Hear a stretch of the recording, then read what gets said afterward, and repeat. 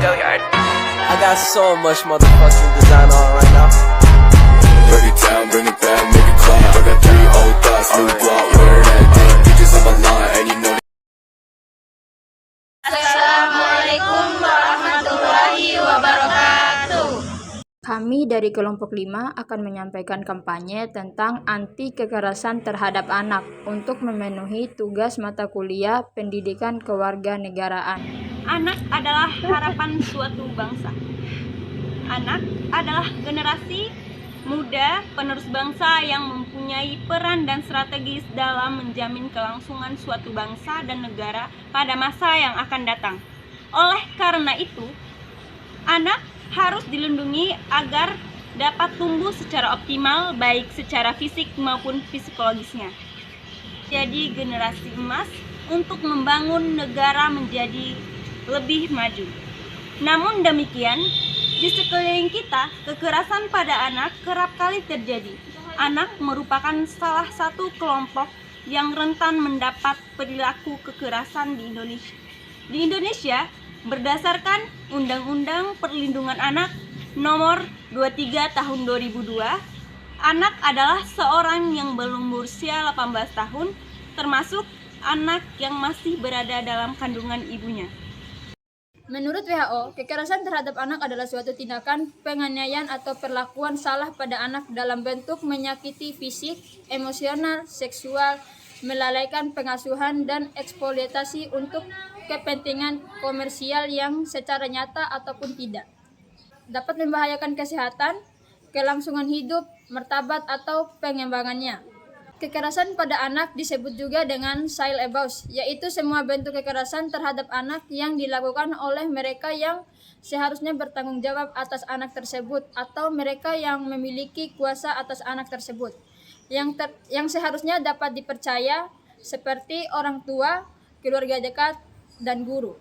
Kekerasan terhadap anak tidak hanya terjadi di keluarga yang miskin ataupun lingkungan yang buruk.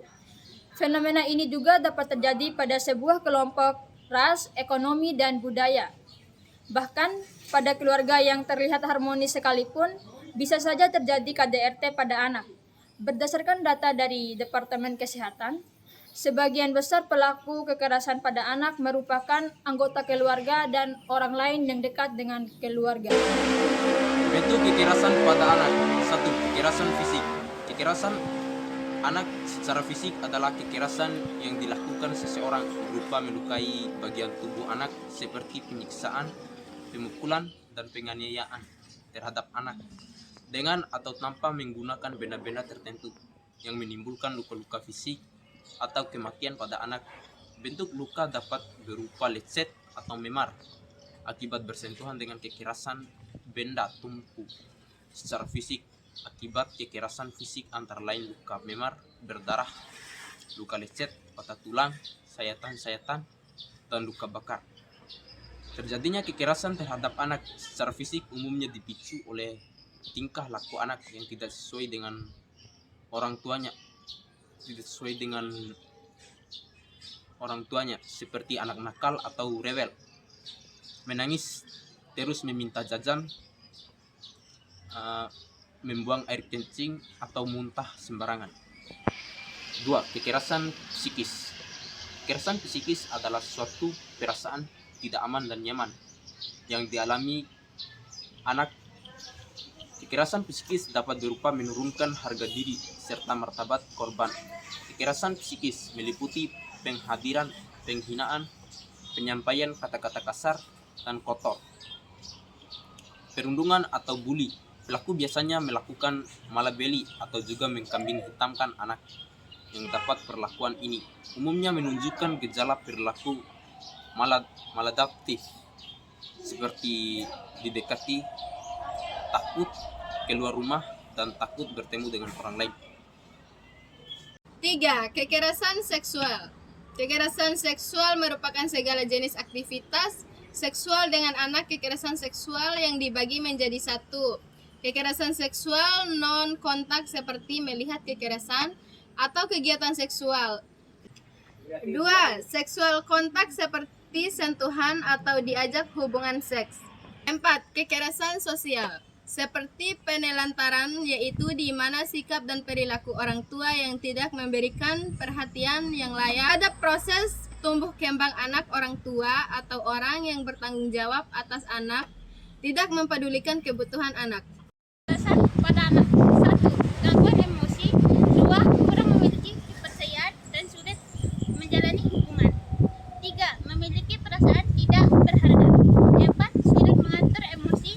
5. Merusak perkembangan otak dan sistem saraf. 6. Melakukan tindakan negatif. 7. Luka atau cedera. 8. Risiko kematian. 9. Memiliki risiko gangguan dan kesehatan.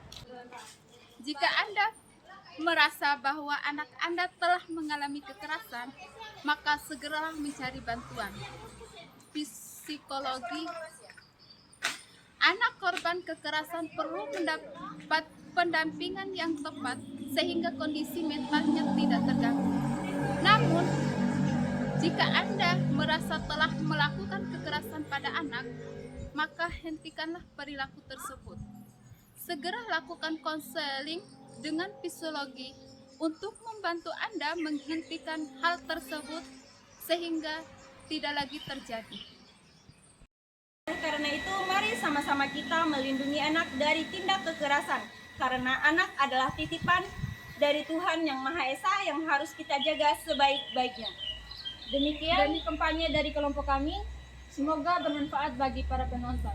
Wassalamualaikum warahmatullahi wabarakatuh. Sampai jumpa.